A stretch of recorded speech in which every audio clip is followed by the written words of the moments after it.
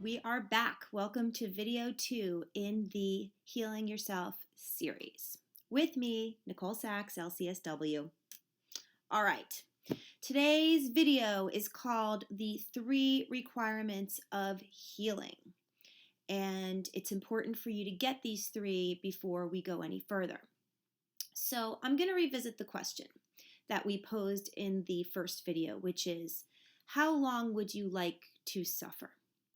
And the reason why I continue to pose this rather uncomfortable question is because one of the main barriers you are going to face in doing this work is convincing yourself that an emotional exercise could cure a physical condition. It's hard to believe. I completely get it. We have been trained and raised to believe that emotions are one thing and your physical body is another. And although you probably would say that you agree that stress can cause illnesses such as headaches and ulcers and things that people complain about over the years, I'm really stressed out, I feel X, you still can't really make that bridge between an emotional exercise literally curing a physical condition. And I'm here to say, yes, it does, it can, it absolutely will. It's rare in life to find somebody willing to speak with as much confidence that I am willing to speak about this process of healing yourself from chronic pain. And I think the only way that any of us can ever speak with this much confidence is once we experience it ourselves. There are many things in life that until you experience it yourself, you say, oh yeah, that sounds great, and I'm really glad that works for you and whoever's talking to you. But, and I get it, but there is a profound thing that happens when you experience something for yourself. And that is what has happened to me. And then through my confidence, I've been able to lead so many people through this process to heal themselves that I am further convinced every single day that this is as real as anything can get. As real as I feel my body here today, it can heal through this process. So that's that. Now, when you're doing this, you need to let your body be your proof, because you're going to run into these roadblocks of resistance of your smart brain saying to you, yeah, but this can't possibly work. So what I say is, say thank you for sharing to your brain and just do the work. So let's get on to the 3 requirements of healing. Okay. The first requirement of healing is believing you can and will be well. Now, I know that once again, this is like, oh, yay, I can be well. No. Our perception is our reality. If you think you're a shameful piece of shit, you're a shameful piece of shit. Nobody can see you in your deepest thoughts. Only you can see you. If you walk out of the house and you're like, I am beautiful, I am the hottest thing going, all day, you're the hottest thing going. Because your view of yourself is really the only reality that you experience. Other people might have opinions about you, but really, quite frankly, that's none of your business. That's their thoughts, and their thoughts about you are so fleeting. Because most people, all of us, and there's no shame in this, are just concerned about ourselves. And that's why you also have the ultimate power to heal yourself, so that's good. Now, your emotions are killing you, but not because you feel them, because you don't. Emotions are very inconvenient. They get in the way of almost everything we try to do.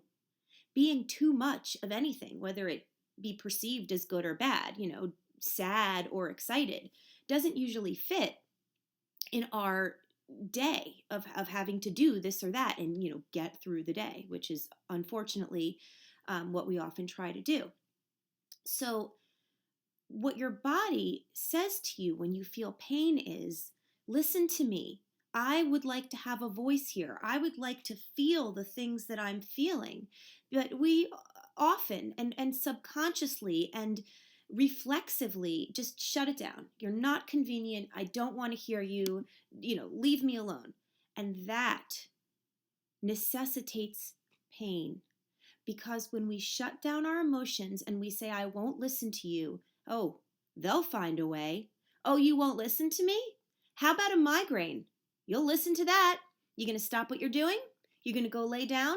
You're going to take a pill? You're going to turn off the lights? Got you now. This may sound crazy. I promise you it is true. By unveiling and unearthing and excavating these emotions that are simply asking to be heard, you will no longer have pain. So let's talk more. So the first requirement of healing is that you decide, you make a decision. It can be a temporary decision. I can and will be well. I can and I will. And I'm just going to suspend my disbelief and I'm going to feel that today. The second requirement of healing is do the work. I'm going to explain to you the work. I'm going to explain it clear as day. Don't worry about it. Don't question it. Don't, be skeptical about it and say, oh, well, I don't know about this work. Just shh, be quiet. Do the work. Do the work I ask of you and let your body be your proof. Be your own little science experiment. Do the work. Resistance is our brain's way of keeping us what I like to call safe in the unsafest way. So you're safe, right? You're safe because you wake up and you go through your day and you take care of your kids and you do your job and you walk your dog and you cook the food and you clean the house or whatever it is that you do. And you think you're safe because, it's your way. It's the way you've always done it. And your brain really wants it to keep it that way. And so even if pain is part of your day, it's something that you're involved in, it's something that you do to manage your pain, you're going to do certain things to manage your pain, that becomes your normal and your brain wants to keep it the status quo. So resistance is your brain's way of protecting you. It says, no, don't change things. No, what are you doing? You're journaling. You're going to look at your fear. You're going to look at your anger. You're going to look at the fact that you hate your mom, that you don't believe in God, that you wish you never had children, that the job choice you have is a mistake, that everything you're doing is a lie. And you're going to understand as you learn to get to know me that these things aren't necessarily true, but there is a place in your heart and in your psyche that they are true for you. And those things keep you sick. And I'm going to help you safely and kindly to yourself excavate that stuff and understand that as soon as you say it, evaporates into the air. You don't need to have pain and you don't need to be stuck in those dark emotions. So just trust me for now. The second requirement of healing is that you do the work. The third requirement of healing is patience, kindness, and forgiveness for yourself.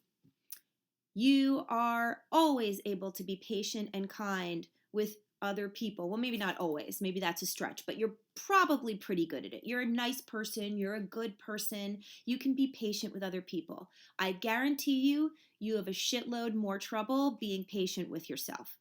Being patient with ourselves is the hardest thing to do. We're so hard on ourselves. We're perfectionistic. We want to be liked by everyone. We want to be good all the time. We want to be approved of by everyone. You are a human being. You are flawed by your very nature. It is not your fault. You must be patient and kind to you. You must forgive yourself. So you're going to be believing that you can be well. First requirement. You're going to do the work. Second requirement. The third requirement is you're going to be nice to yourself when you screw it up. Because you're going to feel like you're doing it wrong and you're going to miss a day and you're going to disavow that this could ever help you. And okay, thank you. Thank you for being human. I get it. It's okay. Just keep up the good work and don't worry about it. Just keep on keeping on. Left foot, right foot, breathe. Left foot, right foot, breathe. You will be well. You will see the difference in your body and in your mind. but it takes time and it takes patience. And so don't be hard on yourself. Don't count the minutes until you're better, because if you do that, you slow down your process, and that's not necessary. I'm really impatient. I want you better right now. I want to be better right now. It doesn't always work that way. So that's the 3 requirements of healing. Take it in, think about it, because next time we're going to talk about the science behind this and how I learned this and how you're going to prepare yourself to do this work that's going to save your life. All right? See you then.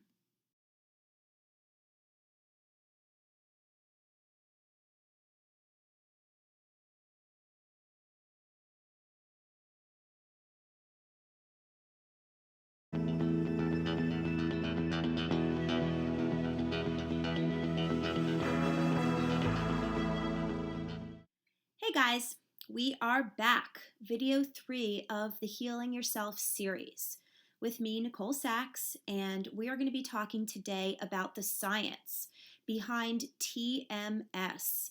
Now, the reason I'm calling it TMS is because TMS is Dr. John Sarno's phrase. It stands for tension myositis syndrome. That is just an overreaching term for the process by which our brain sends signals to our body to have physical conditions as a way to protect us from repressed feelings. Now, the best way for me to really explain the science to you, short of bringing out a whiteboard and doing a whole science lesson, is to refer you to Dr. Sarno's books.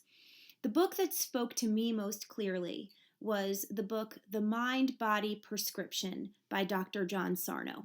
Now, Dr. Sarno began to me as an inspiration when I was 19 and first diagnosed with spondylolisthesis, which is my spinal condition that I have, as a book. When I read his the first book I read, which was Healing Back Pain. He had one prior to that called Mind Over Back Pain.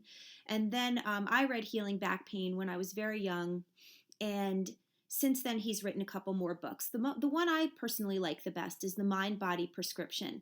It explains all the science behind what I do and what has both trained me and inspired me by working with him directly.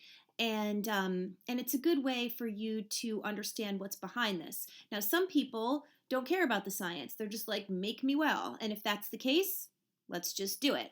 But I want to give people the opportunity to understand more deeply what exactly is happening in their body and why it is possible for emotions to lead to physical problems. So I want to say something about medicine. Most people, when they come through my door, which I usually say crawl through my door, have been to every doctor that specializes in whatever it is that's wrong with them, have had many different treatments, often medications, sometimes surgeries, that have addressed their issue. I really don't ever want to downplay that. If something is wrong with you, get it checked out by a doctor. I am not a medical doctor. I'm a psychotherapist, and I partner with medical doctors, and I've been trained by medical doctors in the parts of this that I needed to understand in order to do the best I could with healing people. Among them, and most importantly, Dr. John Sarno himself. But if something is wrong with you, the first thing you need to do is get it checked out. And then whatever it is that you feel that you need to do in order to be well, as a result of that medical checkup, go ahead and do. I do like to say, in my personal opinion and from